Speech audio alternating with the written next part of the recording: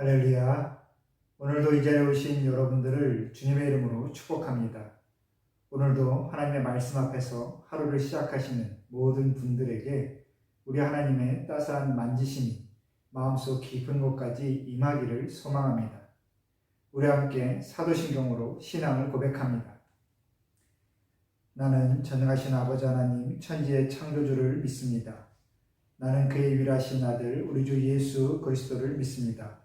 그는 성령으로 잉태되어 동정녀 마리아에게서 나시고 본디오 빌라도에게 고난을 받아 십자가에 못 박혀 죽으시고 장사된 지 사흘 만에 죽은 자 가운데서 다시 살아나셨으며 하늘에 오르시어 전능하신 아버지 하나님 우편에 앉아 계시다가 거기로부터 살아있는 자와 죽은 자를 심판하러 오시리라. 나는 성령을 믿으며 거룩한 공교회와 성도의 교제와 죄를 용서받는 것과 몸의 부활과 영생을 믿습니다. 아멘. 오늘 우리에게 주신 하나님의 말씀은 요한복음 7장 25절부터 36절까지의 말씀입니다. 우리 한마음으로 말씀을 보시겠습니다. 예루살렘 사람 중에서 어떤 사람이 말하되 이는 그들이 죽이고자 하는 그 사람이 아니냐. 보라 드러나게 말하되 그들이 아무 말도 아니하는도다. 당국자들은 이 사람을 참으로 그리스도인 줄 알았는가. 그러나 우리는 이 사람이 어디서 왔는지 아노라. 그리스도께서 오실 때에는 어디서 오시는지 아는 자가 없으리라 하는지라. 예수께서 성전에서 가르치시며 외쳐 이르시되 너희가 나를 알고 내가 어디서 온 것도 알거니와 내가 스스로 온 것이 아니니라. 나를 보내신 이는 참되시니 너희는 그를 알지 못하나 나는 아노니 이는 내가 그에게서 났고 그가 나를 보내셨음이라 하시니. 그들이 예수를 잡고자 하나 손을 대는 자가 없으니 이는 그의 때가 아직 이르지 아니하였음이로라. 무리 중에 많은 사람이 예수를 믿고 말하되 그리스도께서 오실지라도 그 행하실 표적이 이 사람이 행한 것보다 더 많으리라 하니 예수에 대하여 무리가 수군거리는 것이 바리새인들에게 들린지라. 대제사장들과 바리새인들이 그를 잡으려고 아랫사람들을 보내니 예수께서 이르시되 내가 너희와 함께 조금 더 있다가 나를 보내신 이에게로 돌아가겠노라. 너희가 나를 찾아도 만나지 못할 터이요 나 있는 곳에 오지도 못하리라 하시니. 이에 유대인들이 서로 묻되 이 사람이 어디로 가기에 우리가 그를 만나지 못하리요. 헬라인 중에 흩어져 사는 자들에게로 가서 헬라인을 가르칠 터인가. 나를 찾아도 만나지 못할 터이요 나 있는 곳에 오지도 못하리라 한 이 말이 무슨 말이냐 하니라. 아멘. 오늘 우리가 함께 보는 이 요한복음 7장의 배경이 되는 시기는 바로 초막절입니다. 초막절은 이스라엘이 자신들의 원래 광야를 헤매던 민족이었다라는 사실을 기억하면서 지금은 가나안 땅에 정착하였지만 그리고 그 가나안 땅에서 한 해 동안 수고하여 풍성한 수확물을 얻었지만 아직 하나님께서 약속하신 그 가나안 땅의 풍요로움은 누리지 못했다라는 사실을 되새기는 절기이지요. 이미 광야를 떠나왔고 새로운 곳에서 정착했지만 그럼에도 불구하고 하나님께서 약속하신 그 하늘의 평안함, 하나님께 주시는 그 진정한 복은 아직 누리지 못했다. 그래서 우리가 이 땅에 지금 잠시의 안락함에 취하면 안 된다. 그래서 한 해 동안의 모든 풍성한 수확물을 가지고 들판에 쌓아놓고 그 옆에 초막을 지어서 아직 자신들이 완전히 정착하지 못했다라는 사실을 되새기는 절기가 바로 초막절이다라는 겁니다.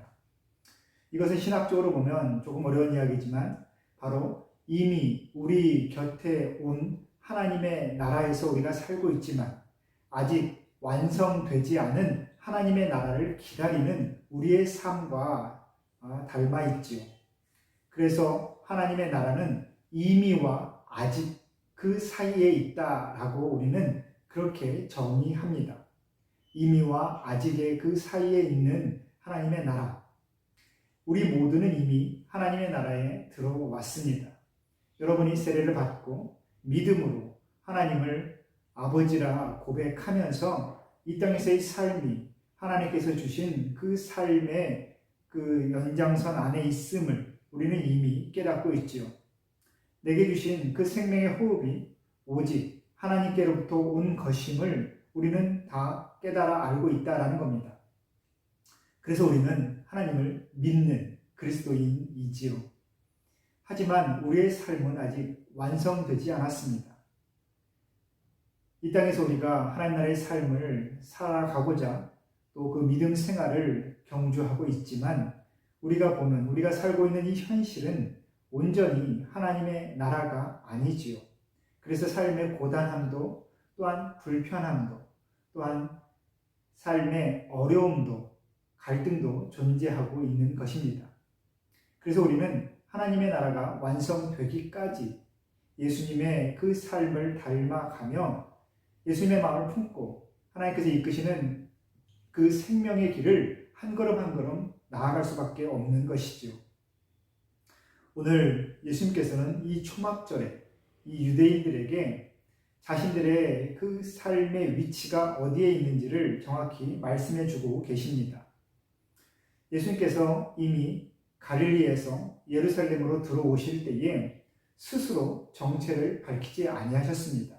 우리가 앞전의 말씀 요한복음 이 전반부를 보시면 예수님께서는 자신을 드러내지 아니하시고 예루살렘으로 들어오시지요. 하지만 많은 사람들이 이미 예수님을 알고 있었습니다. 그래서 예수님을 선지자로 또 특별한 사람으로 그렇게 맞아들이지만 자신들이 생각했던 그 메시아의 모습에서 많이 또 어긋나 있고 또한 자신들이 기대하던 그 메시아의 모습이 아니다라는 그 확신 때문에 예수님을 만났지만 결국 예수님을 배척하게 되는 것이 바로 이 시대의, 이 당대의 유대인들이었습니다. 그러면서 오늘 말씀 보시면 이들은 이렇게 이야기하죠. 이 사람이 과연 누구인가? 바리새인들과 종교 지도자들, 회당의 그 랍비들이 반역자다, 이단자다 라고 이야기하는 바로 그 그리스도가 아닌가? 이 사람은 진정 누구인가? 라고 그렇게 그들은 의문점을 갖고 있습니다. 그 근거 중에 하나는 메시아가 오는 그 시기는, 그 출시는, 그 배경은 아무도 모를 것이다 라는 그들의 그 고정관념에서 예수님이 벗어났기 때문이었습니다. 그들은 예수님의 부모가 누군지도 알고 그 형제 자매가 누군지도 알고 예수님의 고향이 어디인지도 알았다라는 겁니다. 그래서 그들이 생각하는 것처럼 하늘에서부터 임하는 메시아, 하늘을 가르고 땅을 진동시켜서 이 땅에 강력한 지도자로 특별한 존재로 임하는 그 메시아의 그 모습과는 예수님이 맞지 않다라고 생각하는 것이지요. 그때 예수님께서 분명히 말씀하십니다. 내가 너희에게 인간적인 모습으로 온 것은 너희가 알고 있는 그 배경이 맞지만 나를 보내신 분, 나를 그리스도답게 만드시는 분은 바로 하나님이신 것이다. 나를 보내신 이는 하나님이시다. 너희가 하나님의 말씀을 깨달아 알고 또 하나님께서 이끄시는 그 생명의 길을 온전히 믿는다라면 너희는 내가 누구인지 또한 나를 왜 보내셨고 나를 어떤 길로 이끄시는지 너희는 알 수 있을 것이다 라고 말씀하십니다. 그때 이들은 예수님의 그러한 말씀을 듣고서도 반신반의하지요. 왜냐하면 그들이 믿는 그 배경은 믿음 안에서 믿는 것이 아니라 하나님의 말씀을 깨달아 믿는 것이 아니라 자신들의 생각, 판단, 주관, 가치관을 기반으로 해서 믿는 것이기 때문에 그렇습니다. 그 표현이 바로 이렇게 나오지요. 그리스도께서 오실지라도 그 행하실 표적이 이 사람이 행한 것보다 더 많으랴? 이렇게 이야기한다는 겁니다. 그리스도께서 마침내 오시더라도 이 예수라는 이 사람이, 이 젊은 이 랍비가 행하는 그 기적보다 더 많을 수 있을까? 이 사람이 정말 상당히 많은 기적을 행하고 있는데, 이 사람이 정말 남들이 생각하지 못한 그 능력을 행하고 있는데, 정말 메시아가 온다고 해서 이 사람보다 더 많은 기적을 베푸실까? 그러한 의문을 이들이 갖는다는 겁니다. 이 말은 결국 아직도 예수님이 메시아라고, 그리스도라고 확신하지 못하는 것을 의미하지요. 이들은 아직 온전히 하나님의 말씀에 따라 사람을, 또 예수님을 바라보지 못하고 있습니다. 여러분, 우리가 예수에 대해서 알지만 예수님이 누구신지를 믿을 수 있는 것은 정말 특별한 은혜입니다. 이 땅에 성경을 접해보지 않은 사람이 많지 않고, 마음만 먹으면 하나님의 말씀을 얼마든지 접할 수 있는 것이 현실입니다. 하지만 그 말씀을 보고 믿음을 갖는다라는 것은 정말 특별한 것이지요. 그것은 하나님의 은혜가 아니면 불가능한 것입니다. 그리고 하나님께서 감동시키셔야, 하나님께서 이끌어 주셔야 우리는 믿음을 가질 수가 있습니다. 그리고 우리가 이미 믿음을 갖고 교회에 교회에 그 믿음의 공동체 안에 있다라고 치더라도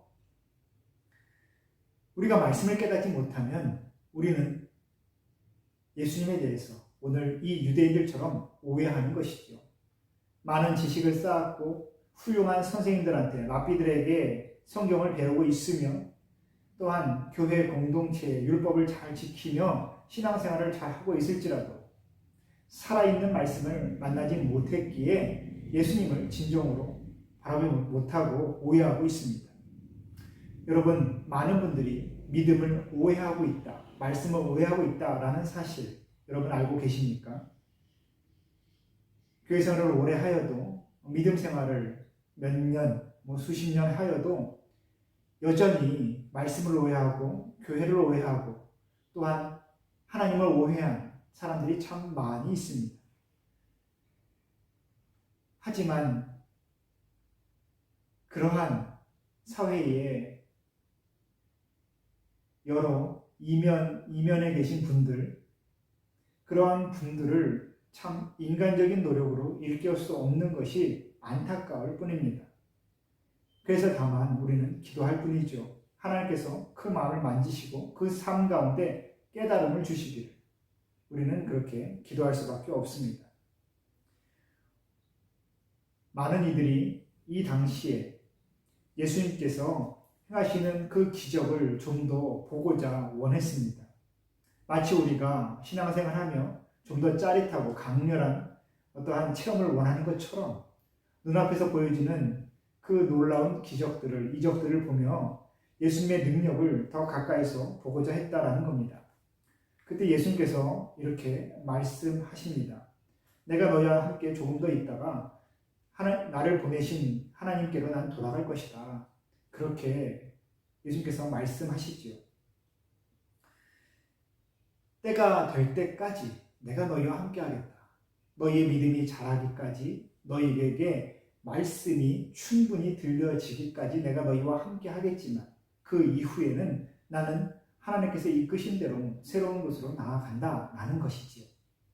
이 말씀을 좀 더 자세하게 또 사람들에게, 우리에게 들려주시는 본문은 바로 요한복음 13장 33절 말씀입니다. 제가 33절 말씀과 또한 36절에서 38절까지의 말씀 한번 보겠습니다. 묵상이 끝나고 난 후에 요한복음 13장 33절부터 38절까지의 말씀을 한번 읽어보시기를 바랍니다. 먼저 요한복음 13장 33절 말씀 읽어드리겠습니다. 작은 자들아, 내가 아직 잠시 너희와 함께 있겠노라. 너희가 나를 찾을 것이나 일찍이 내가 유대인들에게 너희는 내가 간 곳에 올 수 없다고 말한 것과 같이 지금 너희에게도 이르노라. 36절입니다. 시몬 베드로가 이르되 주여 어디로 가시나이까? 예수께서 대답하시되 내가 가는 곳에 네가 지금은 따라올 수 없으나 후에는 따라오리라.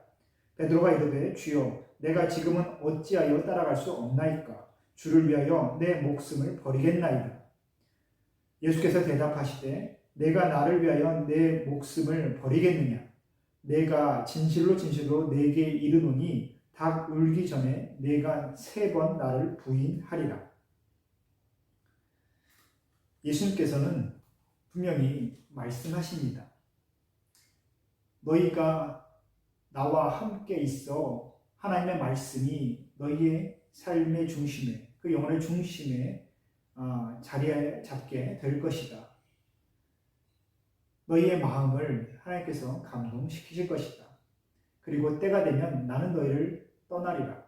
왜냐하면 새롭게 이끄시는 하나님의 그 인도하심이 있기 때문이다 라는 것이죠. 그리고 그 새로운 인도하심은 바로 이미 말씀을 들어 마음을 감동받은, 마음에 감동이 임한 사람들이 아닌 아직 하나님의 말씀을 듣지 못한 이 땅의 모든 영혼들에게 나아가는 그 새로운 인도하심 가운데 예수님께서 가신다라는 겁니다. 오늘 말씀 35절 36절 말씀 보시면 이에 유대인들이 서로 묻되 이 사람이 어디로 가기에 우리가 그를 만나지 못하리요? 헬라인 중에 흩어져 사는 자들에게로 가서 헬라인을 가르칠 터인가? 나를 찾아도 만나지 못할 터이요 나 있는 곳에 오지도 못하리라 한 이 말이 무슨 말이냐 하니라. 그리고 우리가 지금 함께 보는 이 말씀은 예수님께서 부활하신 이후에 복음이 어떻게 전해지는지를 요한이 상징적으로 시사하는 부분입니다. 유대인들은 예수님께서 무슨 말씀을 하신지 잘 몰랐지만 요한복음을 기록한 요한은 앞으로 복음이 헬라인에게까지 전해질 것이다 라는 것을 이미 말해주고 싶었던 것이죠. 이 복음서를 기록하고 있는 이 요한은 주후 70여 년, 그러니까 초대 교회의 일꾼이었기 때문에, 지도자였기 때문에 그 이후에 벌어진 역사를 예수님께서 이때 이미 예언하신 것이다. 이미 이때 우리에게 말씀해 주셨다라는 것을 복음서를 통하여 우리에게 보여주고 있습니다. 예수님의 복음이 헬라인 중에 흩어져 사는 자들, 곧 디아스포라 유대인에게 퍼져 갈 것이요 그곳에서 헬라인들 또 모든 이방인들도 말씀을 접하게 될 것이다 라는 것입니다. 초대교회의 그 전도자였던 바나바와 바울이 복음을 전하고자 한 그 대상은 바로 디아스포라 유대인이었습니다. 하나님의 선택받은 민족, 유대인이지만 예루살렘에 함께 살지 못했던 흩어져 있는 모든 유대인들을 먼저 돌아보기 위하여 선교 여행을 다닌 것이죠. 그래서 가는 곳마다 그들은 유대인의 회당에 들어가 말씀을 전했고 또한 그렇게 회당을, 교회를 지었던 겁니다. 그 유대인들 한 자리 모으기 위해서였지요. 하지만 결과적으로는 그 디아스포라 유대인을 넘어 전혀 하나님을 알지 못했던, 예수님께서 살아 생전에 그 예수님이 누구신지를 들어보지도 못했던 그 헬라인에게, 모든 이방인에게까지 말씀이 전해지는 그 교두보의 역할을 이 디아스포라 유대인이 담당하게 됩니다. 당시에 이 유대인들의 관념은 가장 성전에, 예루살렘에 가까이 사는 것이 최고의 은혜를 입은 복된 삶이라고 생각했습니다. 하나님의 성전에 가까이 살아야 된다라는 것, 그리고 하나님께서 정하신 그 언약의 성 안에 살아야지만 진정으로 은혜를 입은 삶이라는 그 관념이 그들에게 존재했지요. 같은 맥락으로 하나님의 능력을 행하는 예수님 곁에, 예수님께서 계시는 곳에 가까이 있으려 하는 것이 바로 이들의 관념이었습니다. 하지만 예수님께서는 말씀이 단순히 예루살렘에, 정해진 곳에 머무는 것이 아니라 이 땅의 모든 곳에 하나님께서 바라시고 원하시고 또한 뜻하시는 모든 곳에 퍼져 나갈 것임을 오늘 이 말씀을 통해 들려주고 계시는 겁니다. 여러분, 우리는 때로 교회 안에서의 믿음, 내가 신앙생활하기 편한 곳 안에 있는 그 믿음이 가장 순수하고 거룩한 것이다 라고 생각할 때가 있습니다. 하지만 요즘같이 온라인 예배를 드리며 또 개인적으로 곳곳에 흩어져 예배를 드리고 있는 우리의 모습, 우리 신앙의 모습을 보게 되면 우리는 이 시대의 거룩함이란 무엇인가에 대해서 다시 한번 생각해 보게 되지요. 여러분, 그 어느 때보다 우리의 마음의 그 중심이 드러나는 시기가 바로 이때다라고 생각합니다. 사랑하는 성도 여러분, 오늘도 여러분이 머무시는 모든 자리에서 우리 주님을 만나시기를 축복합니다. 우리 주님께서 부활 이후 말씀으로 우리에게 오셨고 그 말씀이 우리의 삶을 통해서 드러나고 있습니다. 우리 주님의 살아계심은 말씀을 품고 그 말씀이 살아있는 말씀임을 증거하는 우리를 통해서 세상 가운데 보여지는 것입니다. 여러분의 삶이 우리 예수님의 모습이라는 그 사실을 믿고 오늘도 힘있게 그 믿음의 한 걸음을 내디디시기를 축복합니다. 오늘도 하나님의 샬롬을 전합니다. 우리 함께 기도하겠습니다. 우리의 삶의 주인 되신 하나님 아버지, 오늘도 믿음의 자리에서 하루를 시작하며 하나님을 찾고 간절히 원하게 하시니 감사합니다. 우리에게 주신 그 믿음이 눈에 보이는 증거에 머무르지 않게 하여 주시고 내 마음의 중심, 내 삶의 중심, 내 안에 계신 하나님을 찾아 나의 믿음을 확인하는 우리 모두가 되게 하여 주옵소서. 내 삶이 인도하여지는 그 모든 그 자리에서 하나님의 살아계심을 삶으로 드러낼 수 있는 우리 모두가 되게 하여 주옵소서. 사랑하고 화목하고 격려하고 또 세워주며 존중하는 그 믿음의 삶을 오늘 우리에게 허락된 모든 일상의 자리에서 행할 수 있도록 우리 모두에게 믿음을 더하여 주옵소서. 예수님의 이름으로 기도합니다. 아멘.